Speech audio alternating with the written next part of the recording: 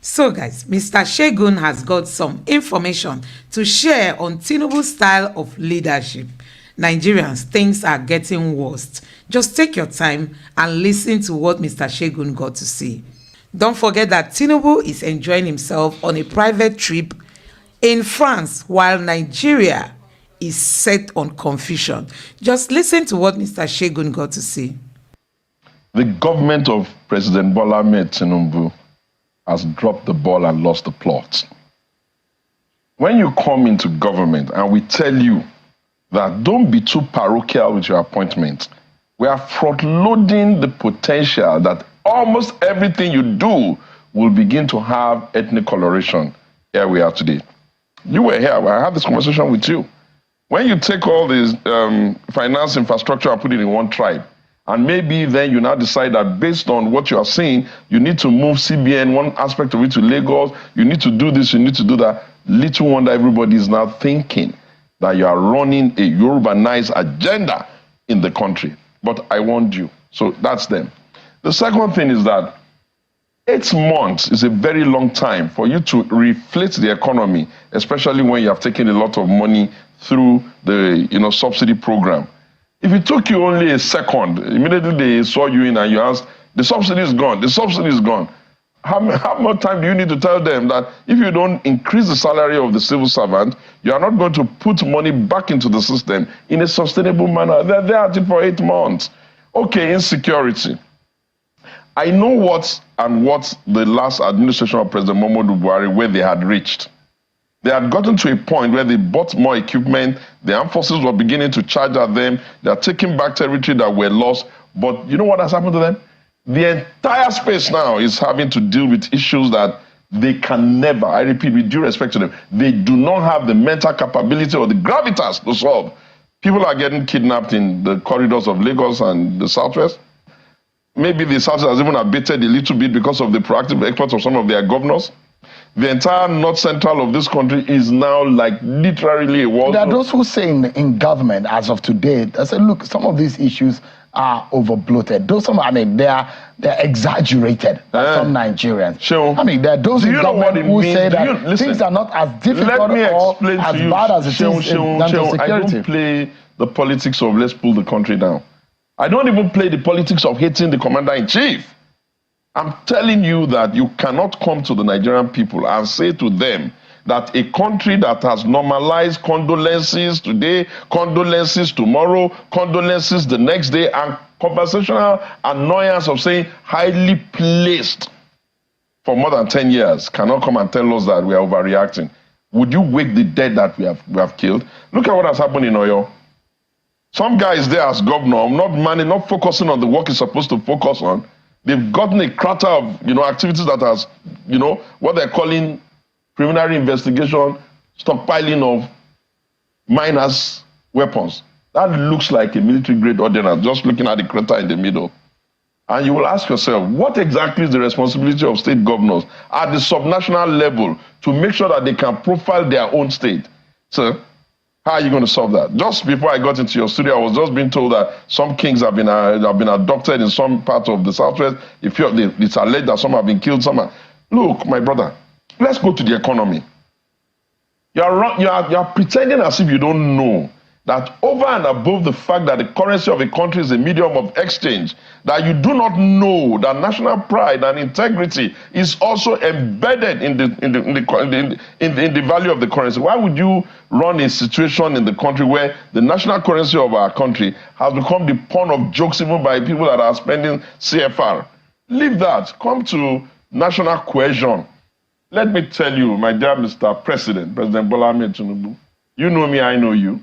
I have nothing against you. You are president now, do the job.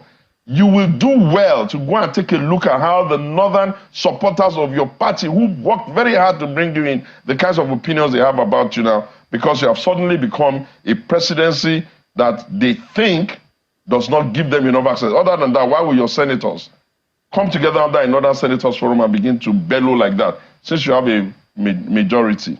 And please, Segun, even the management of creative narrative is not being done properly. I find it extremely offensive on behalf of those of them who have been standing with the APC, standing with this party for so long, that suddenly a turncoat Buala is now the one that is getting pictures in the villa, getting pictures in front. Where is Ayo Yalowo, who crosses sword with me all the time? Where is Joe Igbokwe, who crosses sword with me all the time? Where is Al-Hawan, Al-Hassan, who crosses sword with me? These are men who have been just like me in PDP. Ismaila, all of them who have worked very hard for this party. And suddenly, it's Buala now that is eating breakfast in the villa. It's Buala that is eating breakfast in Paris. And you expect people to believe that you know what you're doing. But you were telling Buala that he should keep seat. No, listen, that was sarcasm. I don't play that kind of silly games. I don't go to Bola Tinubu. I don't need Buala for that. I'm being honest with you. I'm telling you things, and I'm telling the president things that he needs to work on so that he can make his party a bit more stable. Leave that ECOWAS. You were here. I was here with you when the issue in the border with Nigeria, when they had their coup, and he was bellowing and all of that prematurely without even getting enough intelligence. Today, 3 countries have left an organization that we started in Lagos by the Lagos Treaty on May 28, 1975, a 49-year-old organization. Why? Because you seem to be giving people the impression that you are so much in bed with France when your African brothers are demanding that they get a fair, equitable placing on national conversation. And you have not even defined what our own foreign policy objective is, at least that of your administration. And before you tell me this site has always been in Nigeria, no, please. When President Muhammadu Buhari was in that villa, almost every president in the West African coast dealt with him with a lot of respect and a lot of deference. Here we are today. Which other area do you want us to talk about? Is it even the general feel of the country? They are creating an impression that this nation is going to become a place where nobody can give them opinion, nobody can criticize them, anybody who criticizes them is going to be abused and all. Where is Femi Fani-Kayode? While Buala is sitting in the villa and eating in France. Do you know the amount of work Femi had to do on this, trying to get them into this government? When you don't treat the people that have been with you for a long time, never leaving you well, you discourage the ones that are going to even put in energy in the future. Where are the people that were working with you with President Muhammadu Buhari? Did your government change power and suddenly become a government that everything that Buhari represented is bad and everybody that worked for Buhari is not available in your cabinet? Let's bring fairness and transparency into this conversation. Will it be fair to criticize the Bola Tinubu government in the manner in which you have tonight, considering the fact that this government has spent just about 8 months in office, and they will say, the government will say, they're building foundations upon which their manifesto, the renewed agenda, the renewed hope agenda is going to stand on. Is it fair to criticize them in that manner, Mr. Segun? Do you know why we put the feet of the leaders to fire? It's because as it is, we even over-pamper them with privilege. We give them enough privileges to get the job done, and we don't have the patience to now begin to pamper them and give them excuses. So you imagine Nigerians are impatient at the moment? Everybody is impatient. You are impatient. I'm impatient. Do you know what the value of currency is? Do you know what the level of inflation is? Our currency is going down. It's not reached rock bottom yet. We don't even know their strategy to stabilize it. But you look at the performance on the stock exchange. Listen, you are building bubbles all over the place. Some of us are not stupid, please. You are building bubbles all over the place. And if it bursts, you're going to have a bigger catastrophe. Pray. Why is your stock exchange doing so well and your risk sector not doing well? Why is your stock exchange doing so well and inflation is the way it is? Let me tell you one of the silliness of their policy. When President Muhammadu, with due respect, people are hearing me, I visited him, they're asking me, they are seeing me appreciate him more. It's because with the benefit of hindsight, you can see what he was trying to do. When he changed the currency, you know what would have happened for us if we had kept it? Instead of them bellowing and shouting and insisting that they want to bring it back, we would have reduced the amount of money in rogue hands that is not playing within the banking sector. The quantum of money that is not playing within the banking sector now is part of the reason why they are chasing the dollar every day. You have increased subsidy. That means that you're getting more money to FAC. That means you are giving more money to state and local government. Have you checked to see what they're doing with it? What you are having is that when you see people just wanting to buy dollar in your country, you will have to ask, has our import need in terms of items increased so much? What exactly are we buying? What exactly are we using the dollar? You should know that that is speculation occasioned by your mismanagement of your financial policy. Mr. Shewumi, the president has said that some of the policies of his government that are going to buy hard. and it's like the process of giving birth. The pain is going to come, then laughter and smiles are going to come afterwards. Can we as a people give President Bola Tinubu a benefit of the doubt? Even if we don't give him a benefit, what can we do apart from talk to him and tell him, let's fix our country? It's not about President Bola Tinubu. Do you believe in his capacity as the leader of this country? The election is over. This is not politics. This is national development. This is national cohesion. This is national peace. This is regional stability. This is making sure that every part of this country feels that this government and this presidency represents them. I'm not the one creating the narrative of Yorubanization. I'm not. I don't believe in such thing, but that's what it's looking like. And people are getting extremely irritated by it.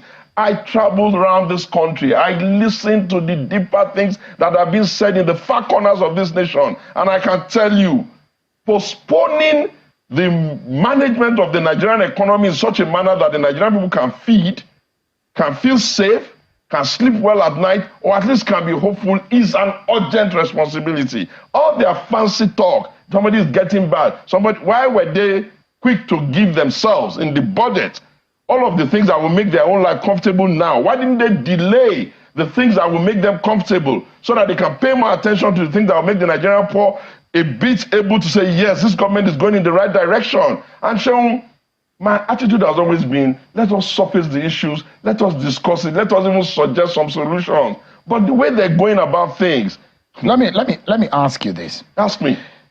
If you look at the personality and the profile or the pedigree of the Commander-in-Chief, Bola Ahmed Tinubu, do you think he has the capacity to deal with the problem and the challenges of Nigeria today? I'll put it to you this way.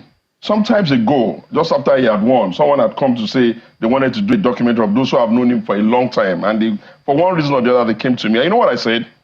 I said, if Bola Ahmed Tinubu, now president, does not have the capability to fix the economy, I doubt if anybody within his generation can so do. And I also added another caveat. I said, I know that he respects other nations, America and all that, but that I know that he ought to understand that Nigeria has to pull itself up by the bootstrap and fix his own country. You can't run the biggest nation that is black in sub-Saharan Africa, that is very hopeful of the future, on an assumption that people are going to think suddenly the presidency of the Federal Republic of Nigeria, his address of visitation is no longer England, our traditional partner, it has suddenly become France.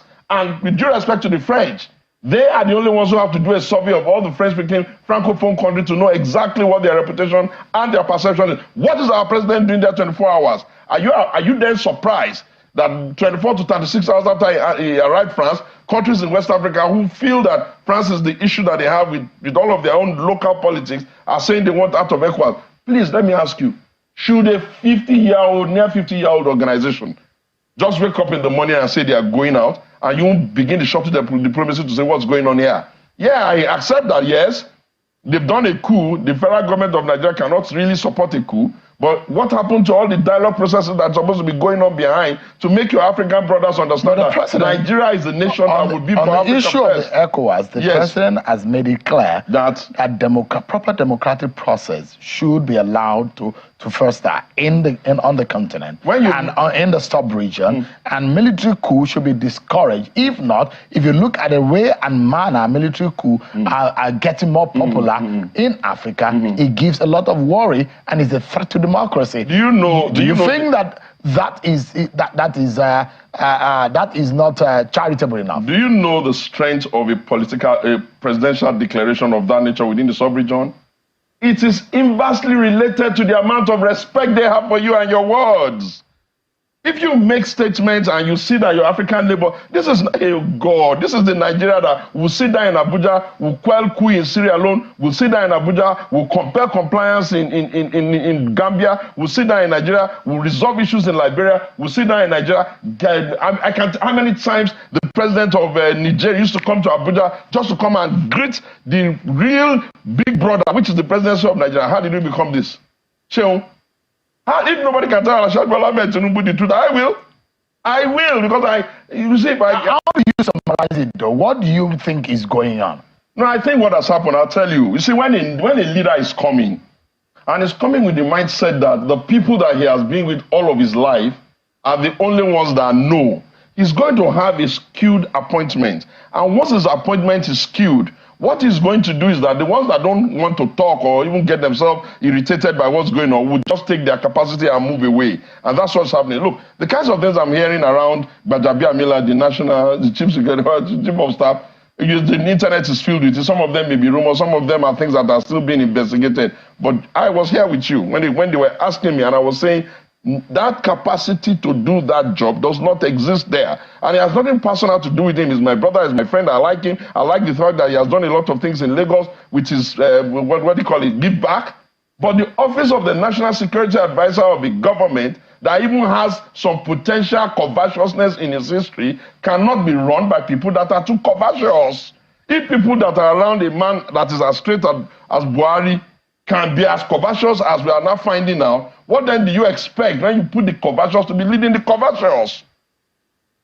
That's the problem. So if you were to advise and in seeking solution, because the country is for everyone. Of course. And the best of the country is what we all should pursue. Okay. Now, the question will be, how do we go from here as a people? First things first, I'll first of all say that I've become convinced now, over time, that when you leave the office, especially when it's not a hostile takeover, you cannot disdain the experience, opinion, and suggestion and help of your predecessors. He cannot, if he does that, he does it at his own peril.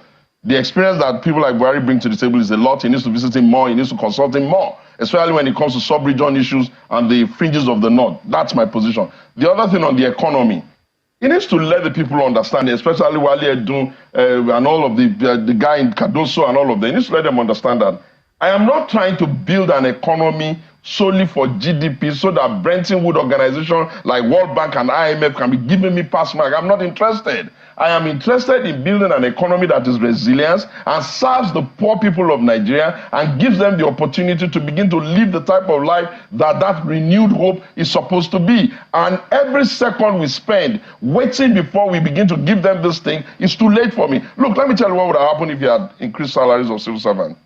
They would have been getting that increased salary in a sustained manner. The private sector would have followed up. They would have done a little bit more to keep their workforce. That money would have gone back into the market. People would have been, you would have started to see the economy growing. You can't run a big economy on palliative, especially when you are even running the palliative as wholesale instead of as retail. That's that. You need, Mr. President, with due respect, sir, I fear that you may lose the economy or you may not do well on the economy. And that would be like a big shame because I feel that that's your strong point. I truly feel that Bola Tinubu's strong point is the economy. But I expect you to understand that we're not going to create a Nigerian economy that makes the rich richer and then makes the poor more miserable because there are more poor people in this country. You can't be impressing me with the numbers of Aliko Dangote's stock exchange growth in such a short time. What am I going to do with that? Let me. So guys, you have seen it for yourself. Honestly, we have issues in Nigeria and we don't even know who to run to. Many Nigerians don't have peace. They can't sleep at night. There is hunger in the land. The naira is crashing. Inflation is, spiking. Unemployment is increasing. There is hunger in the land and the president has gone on a private trip. Nigerians, can you imagine what is happening in the country today? Let me know what you think about all this in the comment section below. Please don't forget to subscribe to the channel and turn on the notification bell.